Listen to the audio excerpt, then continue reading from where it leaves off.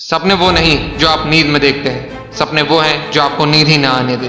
बारिश के दौरान पक्षी छत की तलाश करते हैं, लेकिन बाज बादलों के ऊपर उड़ के बारिश को ही टाल देता है। समस्या समान है, लेकिन आपका नजरिया उसमें अंतर पैदा करता है। ये कुछ लाइंस लिखी थी भारत रत्न डॉक्टर APJ अब्दुल कलाम ने। आज की इस वीडियो में मैं आपको कलाम सर की कुछ ऐसे किस्से सुनाने वाला हूँ, जिससे सुन के दोस्त तेरे सोचने का नजरिया बदल जाएगा और तुम अपने अंदर एक नई एनर्जी फील करोगे।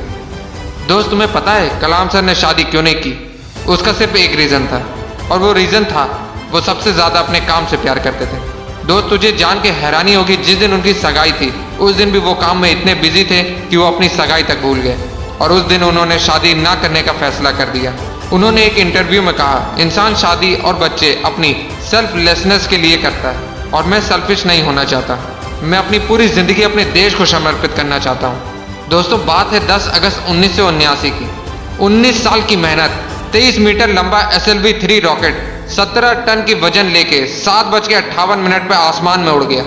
ये रॉकेट 4 स्टेज में था, और ये रॉकेट सिर्फ रॉकेट नहीं था, ये सपना था उन तमाम लोगों का जो इस प्रोजेक्ट में शामिल थे, और इस प्रोजेक्ट के डायरेक्टर थे कलाम सर।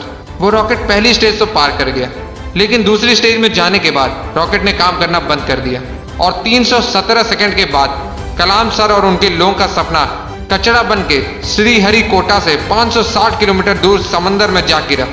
दोस्त, क्या हालत हुई होगी उस वक्त कलाम सर और उन बाकी सारे साथियों की, जब उन्होंने 19 साल की मेहनत, उनका सपना कुछ ही सेकंड में समुद्र में कचरा बन के बिखर गया। कलाम सर कहते थे कि उस वक्त अंदर से मैं इतना टूट गया था कि मैं बिस्तर में जाके घुस गया, मेरी आंखों से आंसू बहने लगे। लेकिन दोस्तों, कलाम सर हार मानने वालों में से नहीं थे। वो कहते थे, पहाड़ की चोटी से उतरने से पहाड़ चढ़ने का तजुर्बा नहीं मिलता, जिंदगी पहाड़ के चढ़ानों में मिलती है, चोटी पे नहीं। कलाम सर भी इसी तरह एक एक कदम आगे बढ़ते रहे। और दोस्तों, एक साल के बाद 18 जुलाई 1980 सुबह 8:03 पे हिंदुस्तान का पहला सैटेलाइट रोहिणी अंतरिक्ष की ओर निकल पड़ा, और अगले 2 मिनट के अंदर रोहिणी सैटेलाइट अंतरिक्ष में था। कलाम सर ने बताया कि उन्होंने उस दिन जिंदगी के सबसे अहम पल जिए, क्योंकि उस दिन उनकी 20 साल की मेहनत अंतरिक्ष में थी। दोस्त, उस दिन हमारा देश उन चंद मुल्कों में शामिल हो गया जिसके पास सैटेलाइट लॉन्च करने की ताकत थी। ये सब कुछ हो पाया एक इंसान की मेहनत, उनके नेवर गिव अप एटीट्यूड की बदौलत। दोस्त, जब कलाम सर को राष्ट्रपति चुना गया तो उनका स्वागत जोरों शोरों से किया गया।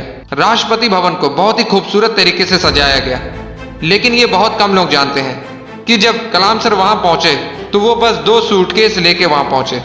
एक सूटकेस में कपड़े और दूसरे सूटकेस में किताबें। इसे कहते हैं किताबों से प्यार। अगर इस वीडियो को कोई स्टूडेंट देख रहा है तो ये बात समझो कि जितना आप किताबों से प्यार करोगे उतना वो किताबें आपको बड़ा बनाती चली जाएंगी।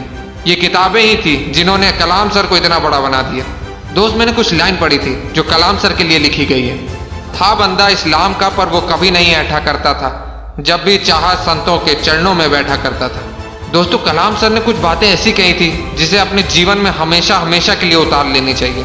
उन्होंने कहा था, कोई भी शख्स कितना भी छोटा हो उसे हौसला नहीं छोड़ना चाहिए।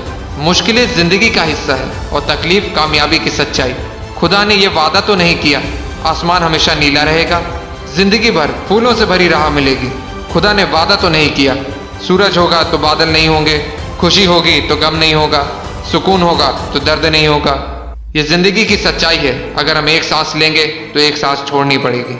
अगर कुछ हासिल करना है तो कुछ खोना भी पड़ेगा दोस्त। इसलिए अगर सूरज की तरह चमकना चाहते हो तो सूरज की तरह जलना सीखो।